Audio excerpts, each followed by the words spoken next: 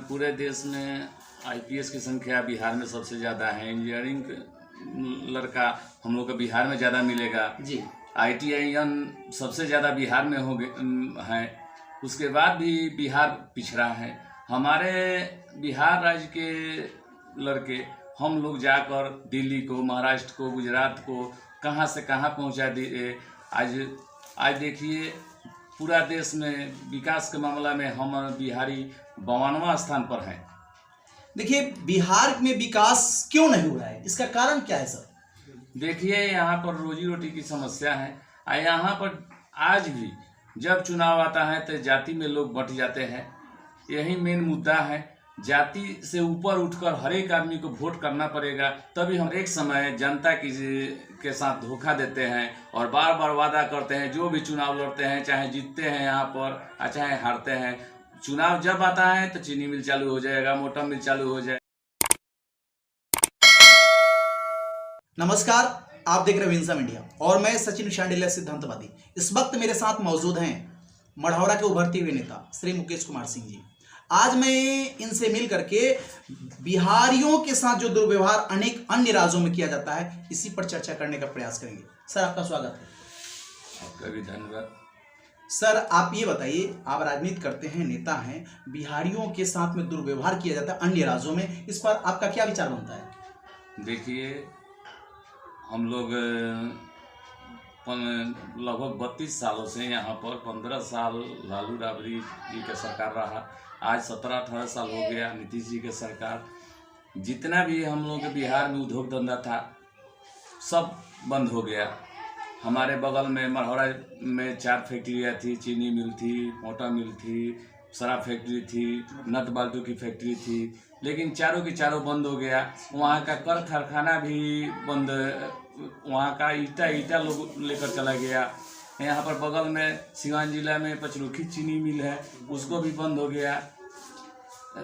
आदमी यहाँ पर संख्या ज़्यादा है और जीने के लिए तो रोजी रोटी कमाना ज़रूरी है। रोजी रोटी के अभाव में हमारे बिहारवासी लोग दूसरे राज्यों में जाते हैं, वहाँ पर पालन पोषण अपना करते हैं। देखिए, जहां तक रोजी रोटी की बात है, रोजी रोटी की तलाश में बिहार के लोग अन्य राज्यों में जाते हैं और कमाने हैं। क्योंकि यहाँ सुख सुविधा उपलब्ध नहीं है, यहाँ कल कारखाना जो था वो भी बंद हो चुका है और नया कल कारखाना की बात है वो खुला नहीं, जिस वजह से बेरोजगारी फैली हुई है। बेरोजगार लोग रोजगार की तलाश में अन्य राज्यों में जाते हैं और वहां करते हैं। परंतु हर राज्य का अगर अर्थव्यवस्था मजबूत हुआ है, अगर अन्य राज्य अर्थ इकोनॉमिकल कंडीशन जिसका स्ट्रॉन्ग है, कहीं ना कहीं बिहारियों की वजह से। चूंकि ये इस बात का जीता जागता उदाहरण यह है कि कोरोना काल में जब सारे बिहारी अन्य राज्य से गांव आ गए थे तो वहां की फैक्ट्रियां बंद हो गई थी और उसके बाद में उन लोगों को बुला करके पुनः गाड़ी भेज करके इज्जत के साथ लेकर जाया गया और वहां पर फिर काम दिया गया। तो कहीं ना कहीं सब लोग अन्य राज्य में स्ट्रांग हो रहे हैं अर्थ इकोनॉमिकल कंडीशन से, तो इसकी वजह हम बिहारी हैं और बिहारियों के साथ दुर्व्यवहार किया जा रहा है। ये कितनी शर्मनाक बात है। यह बहुत दुखद घटना है। देखिए, यहाँ पर पूरे देश में आईपीएस की संख्या बिहार में सबसे ज़्यादा है। इंजीनियरिंग लड़का हम लोग का बिहार में ज़्यादा मिलेगा जी। आईटीआईएन सबसे ज़्यादा बिहार में है। उसके बाद भी बिहार पिछड़ा है। हमारे बिहार राज्य के लड़के हम लोग जाकर दिल्ली को, महाराष्ट्र को, गुजरात को कहाँ से कहाँ पहुँचा दिए। आज देखिए पूरा देश में विकास के मामला में हम बिहारी 52वां स्थान पर हैं। देखिए, बिहार में विकास क्यों नहीं हो रहा है, इसका कारण क्या है सर? देखिए, यहाँ पर रोजी रोटी की समस्या है। यहाँ पर आज भी जब चुनाव आता है तो जाति में लोग बंट जाते हैं। यही मेन मुद्दा है। जाति से ऊपर उठकर हर एक आदमी को वोट करना पड़ेगा, तभी हम उससे अच्छे सेवक को चुन सकते हैं जो हमारी आवाज़ को संसद में, विधानसभा में उठाएगा और हमारे सुख दुख में दोनों में शामिल होगा। देखिए जहां तक बात है, कहीं ना कहीं हमारी कमजोरी बनती है, जिस वजह से अभी तक हम लोग पिछड़े हैं। क्योंकि मानसिकता हमारी ये बन गई है कि ये हमारी जात का है, वो हमारी दूसरे जात का है, जिस वजह से हम सही नेता का सिलेक्शन नहीं करते। और सही नेता का सिलेक्शन नहीं करना कहीं ना कहीं हमारे पिछड़ेपन का कारण बनता है, जहां तक सर बता रहे हैं। और ये सच्चाई भी है। सच्चाई ये बनती है कि हमको अपना विकास खुद करना पड़ेगा। और जब तक हमारी मानसिकता जाति से परे न होगी, जाति से ऊपर उठ करके जब तक हम न सोचेंगे, तब तक हमारा विकास संभव नहीं है। सर जहां तक बात है, अपने छपरा जिला में चीनी मिल, मटन मिल, शराब फैक्ट्री और नॉट बल्टू का फैक्ट्री, ये 4 फैक्ट्रियां छपरा में मशहूर थी और वो बंद हो गई। राजीव प्रताप रूडी जो छपरा के वर्तमान सांसद जी हैं, उन्होंने वादा किया था चुनाव के वक्त कि हम इसको चीनी मिल को और इस सारी फैक्ट्रिया को स्टार्ट करेंगे, जबकि वो उद्योग मंत्री भी रह चुके हैं और अभी तक इस पर कोई कार्रवाई नहीं हुई। इस पर आप क्या कहिएगा सर? जी, वादा तो किए थे जी, लेकिन आज तक वो माने वादा उनका पूरा नहीं हुआ। वो 2014 का बात है जी, मोदी जी भी मरहौरा में आए थे, उस समय भी मोदी जी के सामने भी वो लोग उठाए थे और क्वेश्चन जे मरहौरा में चीनी मिल है, इसको आप चालू करा दीजिए, वो भी आश्वासन दिए थे, लेकिन आज तक कोई भी मिल चालू नहीं हुआ। क्या मोदी जी चाहेंगे तो कंपनी चालू नहीं हो सकती है? क्यों नहीं? वो तो देश के सर्वे सर्वा है आज के डेट में, तो अभी तक चालू नहीं किए, इस पर आप क्या कहिएगा? यह तो माने अच्छा नहीं है। वो चाहते तो जरूर मिल के चालू होता। देखिए कहीं ना कहीं मोदी जी आए थे 14 के चुनाव में, तो वादा करके गए कि हम इस फैक्ट्री को स्टार्ट कराएंगे, और आज 2023 आ गया, दूसरे सत्र में प्रधानमंत्री बन चुके हैं और कभी इस बात की चर्चा नहीं हुई, जिक्र नहीं हुआ कि इस फैक्ट्री को भी स्टार्ट होना चाहिए। और यहाँ के लोग कहीं ना कहीं बेरोजगारी की वजह से रोजगार की तलाश में बाहर जाते हैं और उनको प्रताड़ित होना पड़ता है। तो कहीं ना कहीं तो प्रधानमंत्री जी भी इस पर छल किए हैं जनता के साथ में। जी, हम लोग के साथ धोखा किए हैं। मैं भी उनके जुलूस में गया था जी। मैं अपने कानों से वादा किए थे कि मैं इसके बाद चुनाव में आऊंगा तो यहाँ पर चीनी मिल चालू होगा, लेकिन उसके बाद दूसरा सत्र है, दूसरा सत्र 2023 तीसरा सत्र आ गया। दूसरा सत्र मतलब चल रहा है। हाँ, उसके बाद भी वो अपना वादा पूरा नहीं कर सके।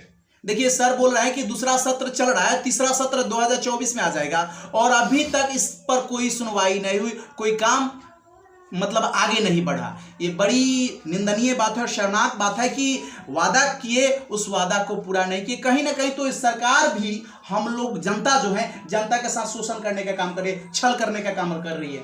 एक समय जनता के साथ धोखा देते हैं और बार बार वादा करते हैं। जो भी चुनाव लड़ते हैं, चाहे जीतते हैं यहाँ पर चाहे हारते हैं, चुनाव जब आता है तो चीनी मिल चालू हो जाएगा, मोटा मिल चालू हो जाएगा, लेकिन जब चुनाव बीत जाता है तो इस पर चर्चा ही बंद हो जाता है। आज तक कोई व्यक्ति विधानसभा या लोकसभा में चीनी मिल चाहे मोटा मिल के बारे में आवाज भी नहीं उठाया है। देखिए सच्चाई ये है कि जो भी अभी तक नेता बने हैं, यानी जनप्रतिनिधि बने हैं या बनने की उम्मीद लगाए हुए हैं, वो सब लोग जनता के साथ हमेशा छल करने का काम कर रहे हैं। और सरकार जो 30 साल से बता रहे हैं ना, 30 साल मतलब 30-32 साल सरकार निकल गई, यानी 15 साल लालू और राबड़ी जी की सरकारें चली, उसके बाद नीतीश जी की सरकार चल रही है। ये सब लोग मिली-जुली जो सरकार चला रहे हैं, सब लोग कहीं ना कहीं हम लोग जो बिहार की जनता है, सबके साथ में शोषण करने का काम किया जा रहा है और विकास के नाम पर केवल धोखा किया जा रहा है, बलगलाया जा रहा है। क्योंकि अगर विकास हुआ होता तो कहीं ना कहीं हम बिहारियों को बाहर जाने की जरूरत नहीं पड़ती, क्योंकि यहाँ बिहारियों के पास इतनी एक्टिविटी है, इतनी कार्य क्षमता, इतनी ऊर्जा है कि यहीं पर वो लोग विकास कर लेंगे। क्योंकि इनकी ऊर्जा से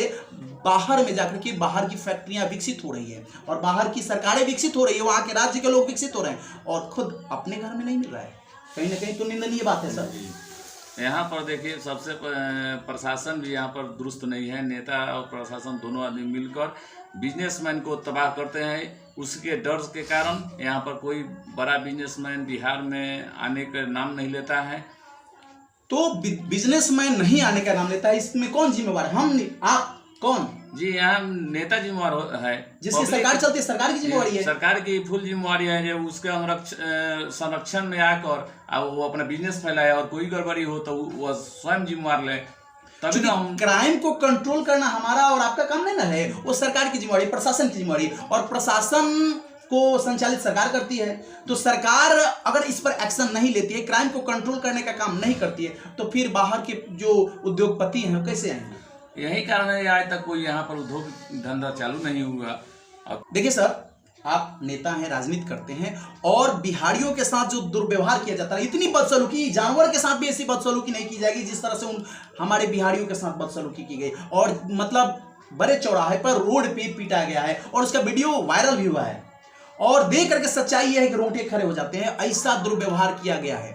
इस पर आप क्या कहिएगा सर? नेतागिरी के बात हटाइए, पहले हम बिहारी हैं, यहाँ पर जितने लोग हैं सब लोग भाई हैं, वो चाहे पूरे देश में हो चाहे विदेश में हो, पहले हम बिहारी हैं, उसके बाद मैंने कुछ भी है।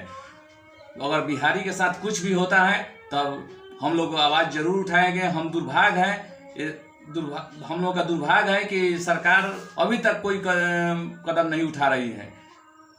देखिए सर, जहां तक बताएं सर, ये बताएं कि हम राजनीति करते हैं, राजनीति की बात हटा दीजिए, नागरिक के हिसाब से बिहार के हम नागरिक हैं और बिहार की नागरिकता हमको मिली हुई है। इस हिसाब से पूरे बिहारवासी हमारे भाई हैं, और हमारे परिवार के सदस्य के साथ अगर कोई दुर्व्यवहार करेगा तो हम मानने वाले नहीं हैं। ये तो दुर्भाग्य है हम लोगों का, बिहार वासियों का, कि सरकार अभी तक निकम्मी पड़ी हुई है, कुछ एक्शन नहीं ले रही है। जब सरकार हमारी स्ट्रांग हो जाएगी, सरकार अगर हम सभी बिहार वासियों को समझे कि हमारे परिवार के सदस्य हैं, तो सचमुच ये दावे के साथ किया जाता है कि अन्य राज्यों में बिहारियों के साथ दुर्व्यवहार नहीं किया जाएगा। कहीं ना कहीं हमारी सरकार जो है सो सोई हुई है, जिस वजह से हमारे साथ बदसलूकी बाहर में किया जाता है, और सरकार सोई हुई है, इस पर एक्शन नहीं लेती है। क्या कहिएगा सर? जी, अभी तक कोई कार्रवाई नहीं हो रहा है, ये बहुत दुखद बात है। दुखद मतलब इस पर एक्शन लेना चाहिए कि नहीं लेना चाहिए? सरकार को एक्शन लेना चाहिए, एकदम लेना चाहिए। और अभी बिहारवासी जो बाहर गए हैं उनके साथ दुर्व्यवहार किया जा रहा है, इस पर सरकार एक्शन नहीं ले रही है। कितनी दुखद बात है ये, बहुत दुखद बात है। वहाँ पर बहुत लोग, हम लोगों के अगल बगल के लोग जो भी तमिलनाडु में हैं, वो उधर से फोन करते हैं, हम लोगों का रुआ खड़ा हो जाता है। बाई चांस मैंने सब परिवार के सदस्य हैं, सब परिवार के हमारे सदस्य हैं, और उनके साथ में अगर दुर्व्यवहार किया जाता है, बड़ी निंदनीय बात है। और हम तमाम बिहारवासियों को से मतलब ये कहते हैं कि बिहारवासी हम लोग मानने वाले नहीं। अगर बिहारियों के साथ में बाहर में दुर्व्यवहार किया जाएगा, हम सभी बिहारवासी एकजुट हो जाएंगे। अच्छा सर, जो अब बिहारवासियों के साथ में जो दुर्व्यवहार किया जाता है, आप अपने माध्यम से, हमारे चैनल के माध्यम से पूरे बिहारवासियों को क्या संदेश देना चाहिएगा? देखिए, सबसे पहले हम पूरे बिहारवासियों को यह संदेश देना चाहते हैं, आप लोग किसी भी कोना में हैं, आप संगठित होकर रहिए, पूरे देश में एक होकर रहिए। अगर आपका आवाज़, अगर हम लोगों को रोड पर भी उतरना पड़ेगा तो हम लोग आप लोगों के पीछे एकदम खड़े हैं। आप लोग हमारे भाई हैं, हम लोग हर एक तरह से आप लोगों का मदद करेंगे। देखिए, बिहार में एक सबसे बड़ी मतलब दुर्भाग्य इस बात की है कि कहीं ना कहीं हम विभिन्न जाति में खंडित हो चुके हैं। तो सबसे पहले हमारी मानसिकता जो है, इस मानसिकता को बदलना पड़ेगा। जाति हमारी कुछ नहीं है, हमारी जाति बस इतना ही है कि हम बिहारी हैं, और पूरे बिहारवासी हम एक हैं।